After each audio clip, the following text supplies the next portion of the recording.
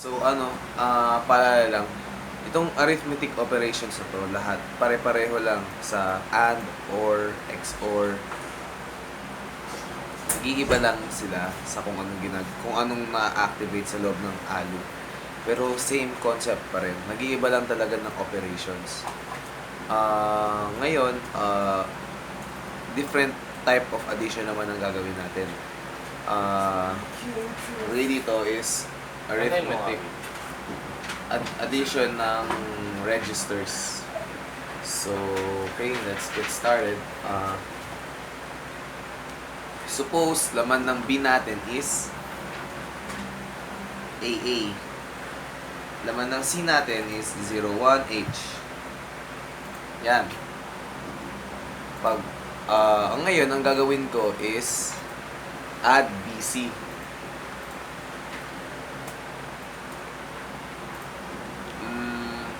Ang ipa-perform ng Titan is i-add si B sa C, tapos i-store yung value sa B.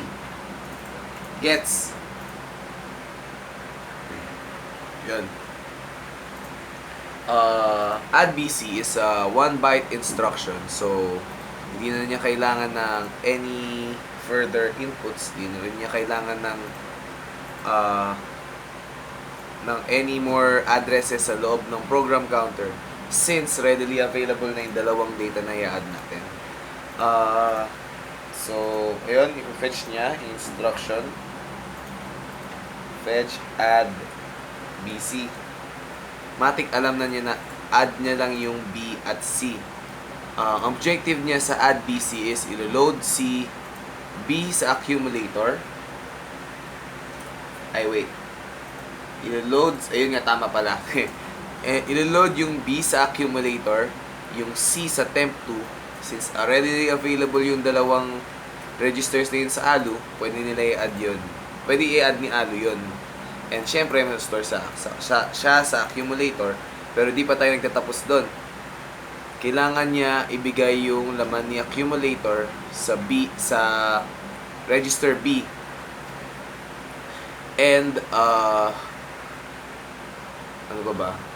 Kailangan, hindi rin affected yung dating laman ni accumulator. So, let's say laman ni accumulator ngayon is 69. Dapat, after nitong operation na to, ang laman pa rin ni accumulator is 69. Okay. So, ayun. Fetch, add BC. Okay na. PC to AR. PC to AR. AR, kinuha si add BC. PC increment. Nilagay na sa instruction register. Okay, so ayan na, gagawin na niya si add BC. Ngayon, add BC1.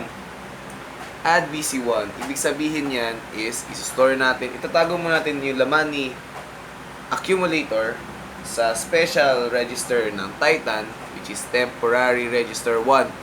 Ang trabaho lang ni temporary register 1 is itago yung value ni accumulator para kapag nag-aalo tayo, hindi nasisira yung value, yung previous value ni accumulator. Okay? So, unang gagawin, tatago si laman ni accumulator kay T1. So, T1 69H. Okay. Since hindi tayo gumamit ng data bus, pwede pa tayo gumamit ng data bus ngayon. Nalagay ko na si C sa temporary register 2. Yan. So, laman ni temporary register 2 is 01H. Ngayon, add BC2. Nakalagay dito, lagay natin yung B sa accumulator. Since hindi naman readily available yung B sa ALU natin, kailangan natin siya i-load sa accumulator. Okay? So, niload ko na siya sa accumulator. Value na ni accumulator ngayon, B, which is AA. Value ng temp 2 natin is C, which is 01. Laman ng ating temporary register 1 is yung accumulator, 69. Okay. Next, add Add BC3. Pwede na tayo mag-add. Ang laman na ngayon ni accumulator is ABH kasi nag-add na tayo. Pero hindi pa na nagtatapos doon. Kailangan natin ilagay itong ABH sa B at ibalik yung dating value ng accumulator. Okay? So, lagay ko to sa add B4. Lagay natin si B sa, yung ABH sa B. Tapos add B5. Hindi nyo pala nakikita. So, add B5. Ang lalagay natin yung value ni accumulator. Ay, hindi. Di temporary register 1 sa accumulator. Sorry. Kasi gabing-gabi na talaga. Yan. Okay. So, na-execute natin yung add BC. Yan yung register direct kasi directly nakakonekta sa registers yung mga operands natin. Next is immediate addition. Ano naman tong immediate addition? Lipat ko lang tong natin. So, kailangan talaga natin tong paghandaan. Saan yung add AI natin? Shit.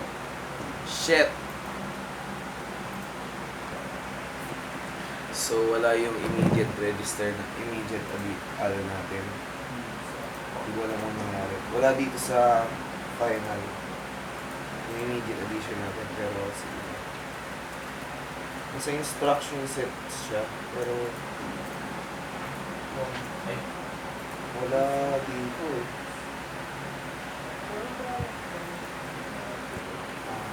Okay, so wala yung immediate talaga.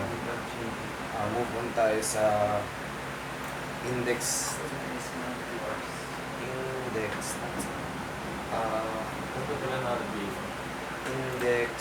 addition. So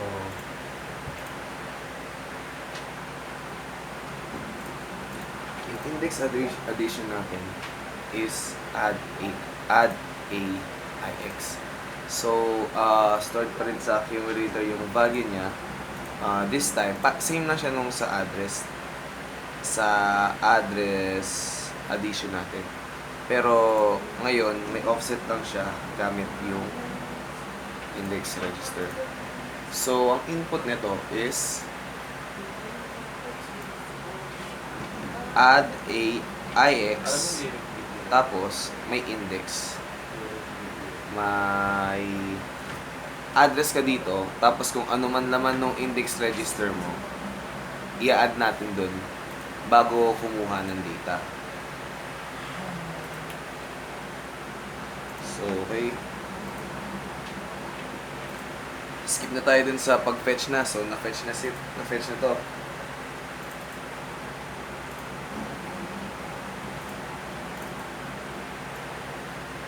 Okay. So, na-fetch na yan. Wait lang, nakalimutan ko pala. Kailangan pala may initial value tayo. So, add AIX, random number of a BADE.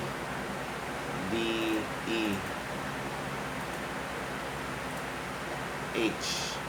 Naman ng index register natin is 0001H.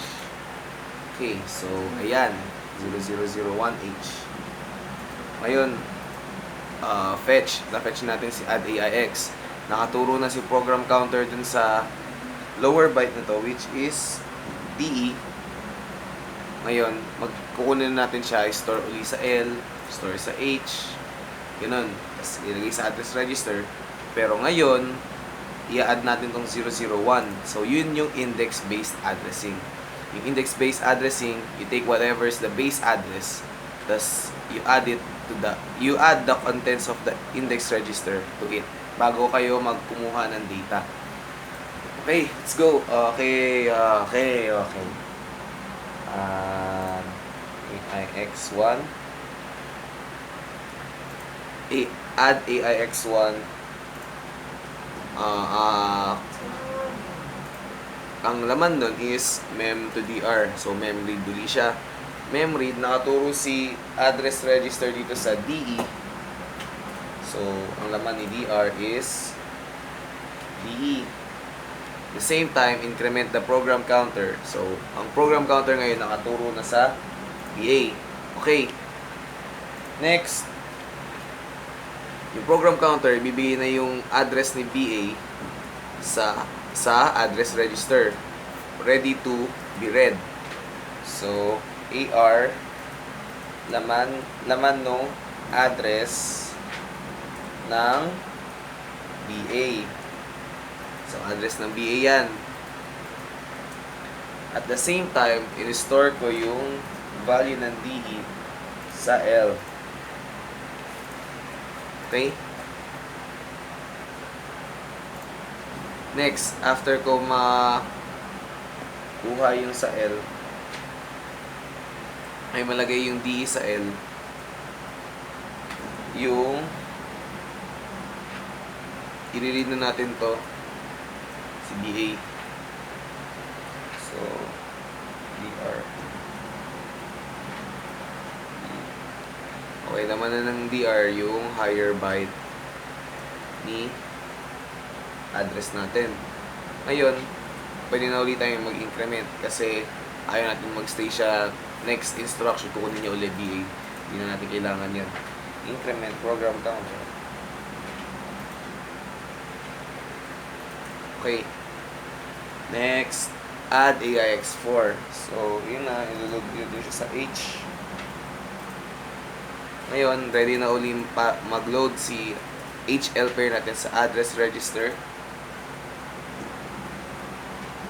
So, 5. Ang contents ni address register natin is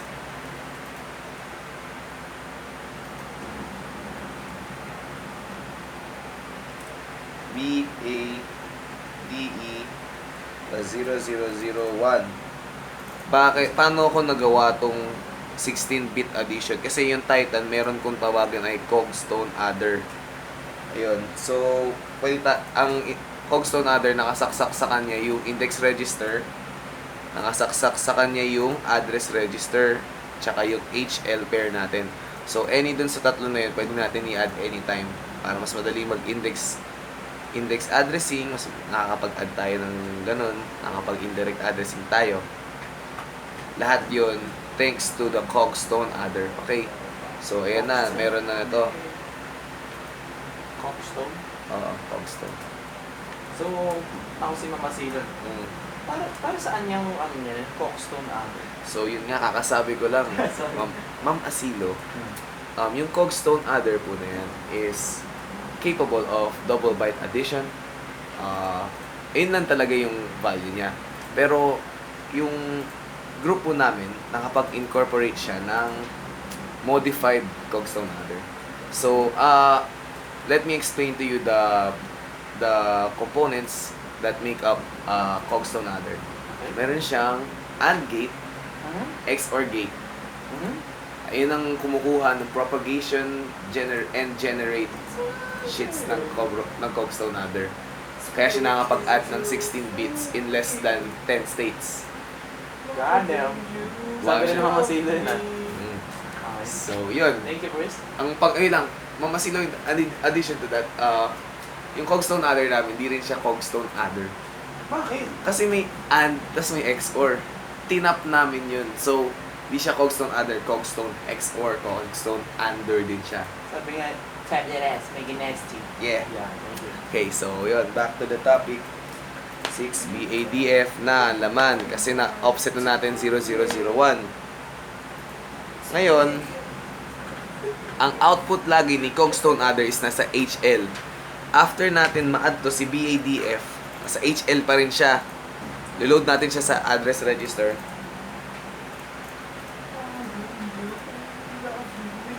Okay. Invoke na memread. Ang laman ko na rin ng bad F is 01H. Laman ng accumulator natin is 68H. Yan. So, kuha tayo ng 7. So, ayan na, nakuha na natin yung address register yung bad F nasa address register na siya. Next, 8th state. Nakalagay dito is yung DR ilalagay natin sa temp 2 kasi i-add nga natin sa accumulator yung value niya. So, DR ay temp 2 laman niya is yung 01H. Ngayon, 9 store natin sa accumulator yung sum nung temp 2 tsaka 6 accumulator. So, laman ni accumulator 68H. Laman ni temp 2 01H. Anong kinalabasan? 69H. Ayun. And that's how we do index addressing, guys. Okay?